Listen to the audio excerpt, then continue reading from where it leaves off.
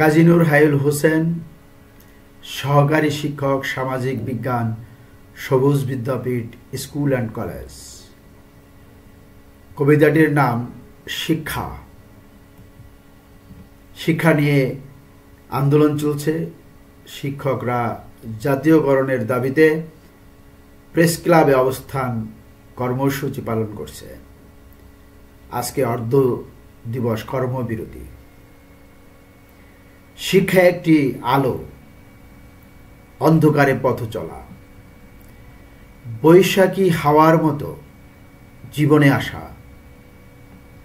মনের সব অজানাকে করে জানার আলো। শিক্ষার দানে সঙ্গী হয় বুদ্ধির জ্ঞানোদার। তথ্য ও জ্ঞানে যে গড়বে স্বপ্নের শহর, সে আর কখনো হারাবে না, থাকবে না সোনালি তরী।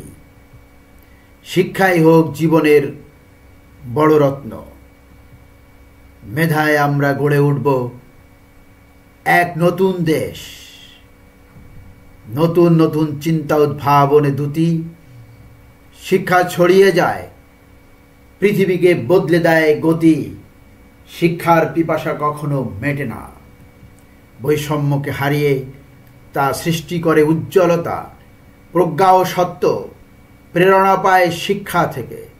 বইয়ের পৃষ্ঠা খুললে স্বপ্নেরা দেখা যায় যত। শিক্ষাই শক্তি, শিক্ষা হয় গৌরবের সাথী। শিক্ষা হোক আমাদের পথের জ্যোতি।